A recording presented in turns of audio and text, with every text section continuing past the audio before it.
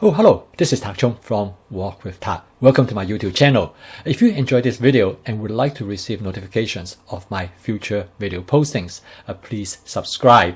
In this video, I would like to provide a demonstration of my fast cooking system, which is the acronym for the 4 components, and that is flavor chasing, advanced prepping, stir frying, and template-based cooking. I'm going to use this teriyaki chicken as an example to show how modifications make based on my fast cooking system. I used to cook this chicken a lot for my son, and he really loves it, and to the point that I used to call this as Ray's chicken. By the way, Ray is the name of my son. During one Christmas vacation, Ray has a friend, and I call him Bob for the sake of this video. During their junior year in college, Bob spent a lot of time with us because he decided that he's going to stay on campus to study for a national exam. He would come to study with my son, and I would cook this dish for them for dinner. Bob loved this dish so much, he once told me that if this is his last meal, for example, if he is on death row, he will request this dish.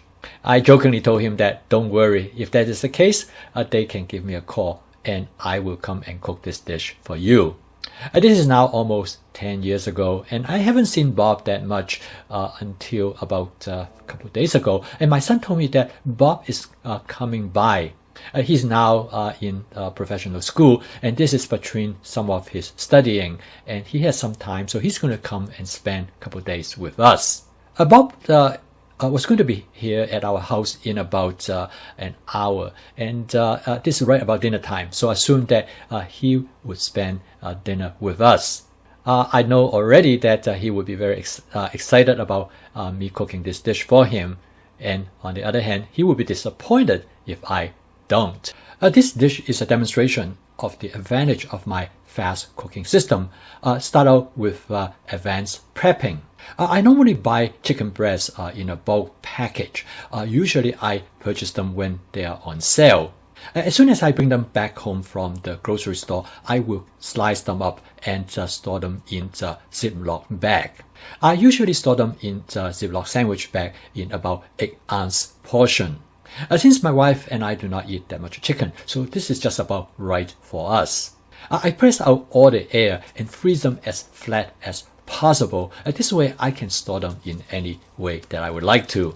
However, even more importantly, I can put them in a bowl of warm water or just put it in the sink, and I could thaw them out in about 10 minutes.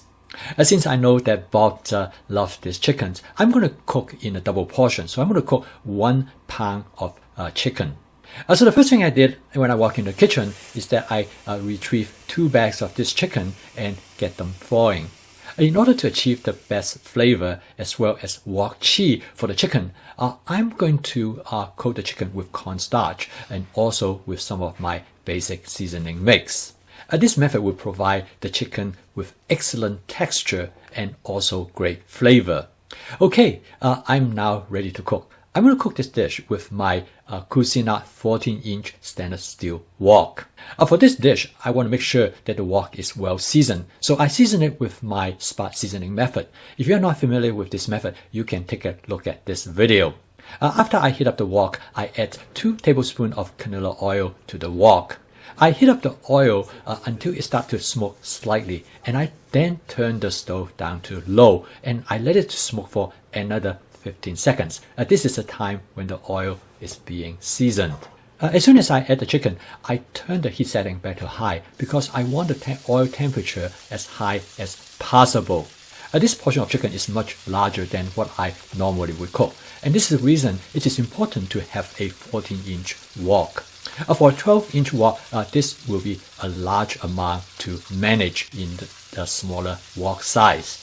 The cornstarch also played another important function. As you can see, the chicken looked very dry. The drier the chicken is, the higher the oil temperature could be maintained. I usually start out by adding minimum amount of oil because my friend Marge told me is that don't add any more oil than you have to because you can always add more.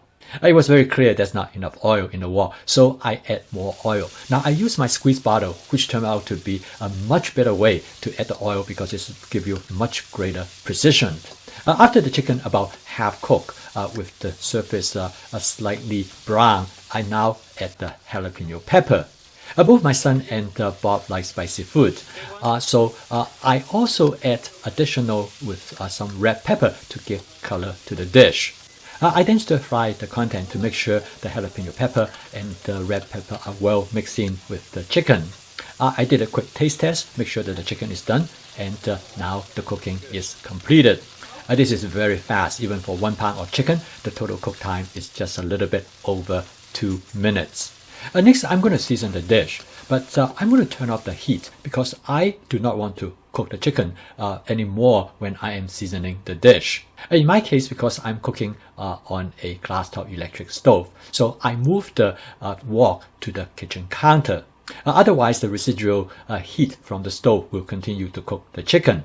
I start out to season the chicken with a dark soy sauce that will both give color as well as the saltiness. I next add oyster sauce that will give the savory flavor for the chicken. Another important component of this dish is hoisin sauce. Hoisin sauce provides some sweetness to the dish. After mixing it and do a quick taste test, I realized that it's not salty enough, so I add some more dark soy sauce. The dark soy sauce is preferred over a light soy sauce because it creates that smoky flavor to the dish. And the last addition that I'm going to add is some sugar. It provides the sweetness that is characteristic of this teriyaki recipe. By the time when I just finished cooking this dish, Bob walked into the house and he was very hungry. So we got rice on the boat and then I just put the chicken directly onto the rice. So this chicken never make it to the serving plate. Bob told me how much he enjoyed the chicken, and he said it brought back a lot of wonderful memory of that Christmas when he spent the time with us. I then remind him that if he is going to be on death row, just give me a call. I will come and cook the dish for you. My wife and I rarely cook this dish for ourselves because it is too salty as well as too much sugar. I would like to taste the natural flavor of the chicken, but in this dish, you really could not taste it at all. The flavor characteristic of this dish is very similar to General Tsao chicken as well as orange chicken. Many people find the saltiness and the sweetness of the flavor to be highly desirable. I still remember many years ago, I invited my colleague to our house for dinner. She was hesitant to come with her husband because he does not like anything else other than chicken and beef. I told her not to worry because I have a trick in my sleeve. I think I will be able to cook something that he would enjoy. I cooked this chicken for him. He loves it very much. In fact, he ate about 80% of the dish. If you like General Tsao chicken or orange chicken, you probably would like this dish. However, if you don't, this would be a nice template to be included in your repertoire. When you have children or adults who are not familiar or comfortable with complex flavor, this dish will be a very attractive dish for them. Since it is a template and you can adjust the flavor in the way how you would like to. Again, with my fast cooking system, you have the capacity to make changes, modifications, or any additions based on your circumstance. Thank you for watching. If you enjoyed this video, please click the like icon below because this will help me to expand my audience base. I normally post about 1 video every day, and if you'd like to receive notifications of my future video postings, please subscribe. I'll see you next time.